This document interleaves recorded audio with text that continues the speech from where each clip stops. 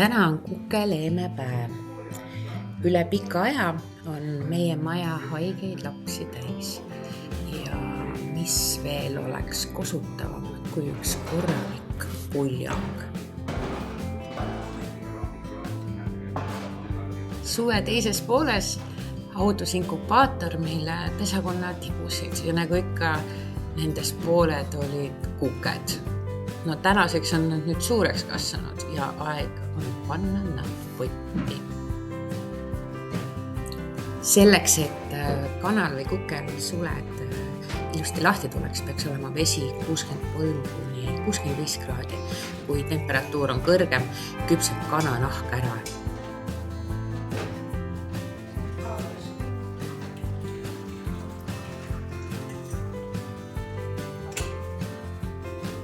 Kui kukk on kuumas vees läbi solgutatud, nõruta üleliigne vesi ja asu kitkuma. Suled tulevad imelihtsalt lahti.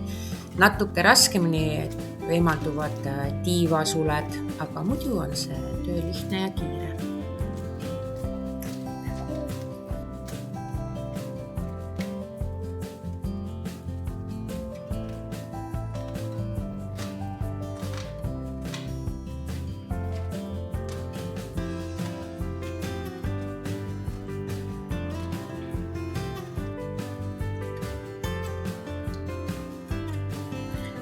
Nagu näha on kupp päris kleenuke ilma sulgenuta.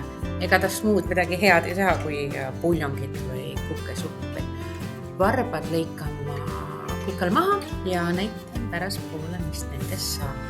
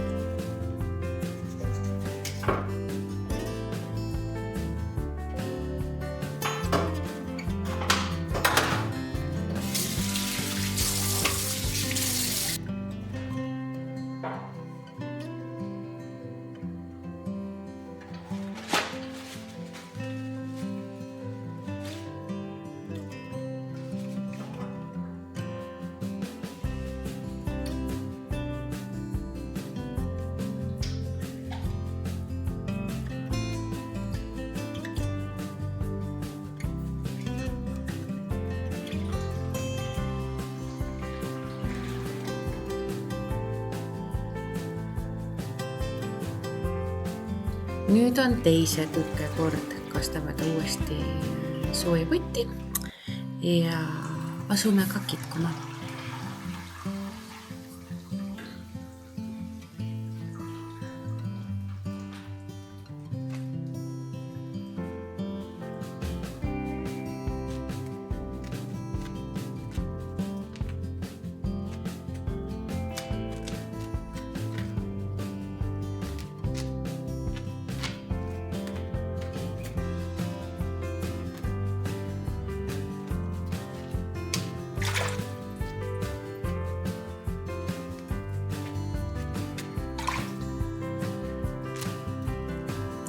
Eks kana või kuke kitkumine on selline natuke vaevaline töö, ega mul endalgi ei tule see just praegu ideaalselt välja.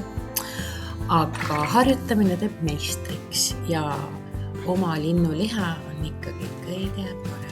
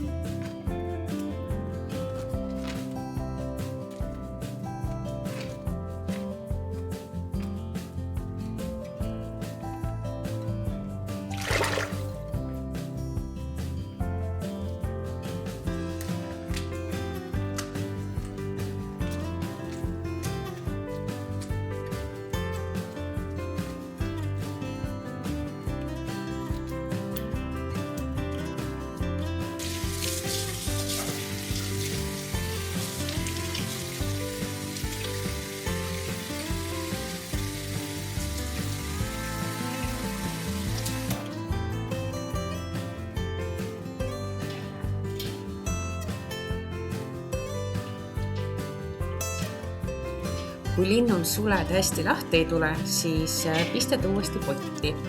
Küll nad järgi annavad.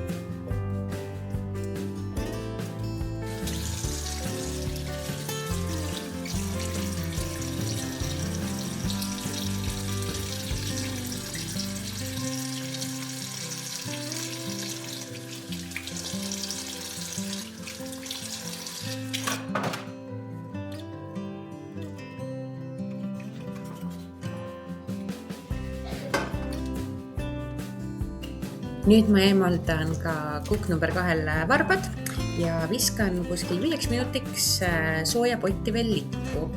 Seda ma teen sellepärast, et varvast ümbert ei tule kiire leotusega nahk lahti ja nii saab ka küünte pealis katte maha. Ja siis on just varbad kõlbulikud puljongi keetmiseks.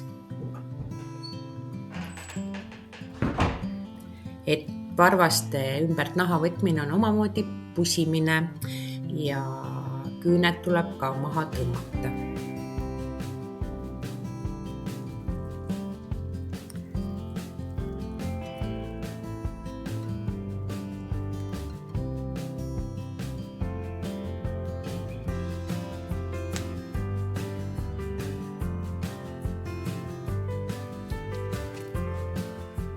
Kõige hirmsam töö vist ongi sisikonna väljavõtmine, omaette pusimine, aga see töö tuleb ka ära teha.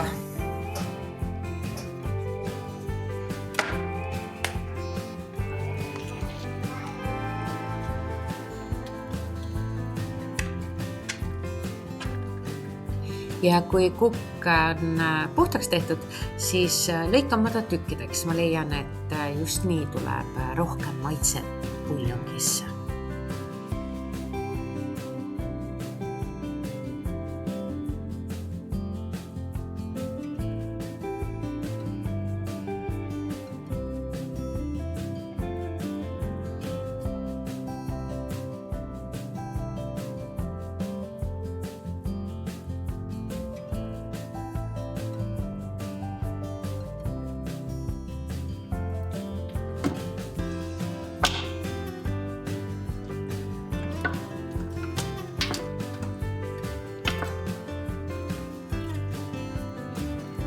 Laon suuremad tükid poti põhja, väiksemad tükid peale poole, külm vesikraanist ja lähebki pott tulele.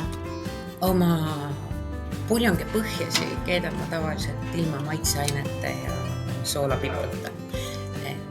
Lõpuks, kui puljong valmis ja läheb supi tegemiseks, siis alles tulevad lisandid.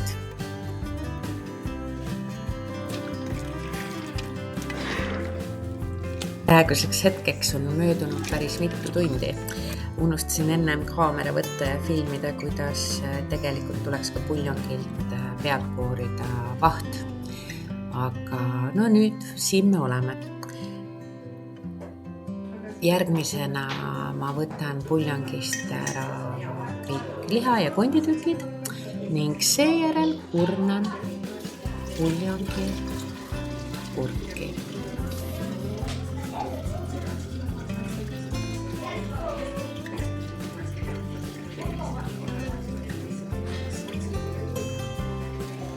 No imeilus puljong, kuldkollane.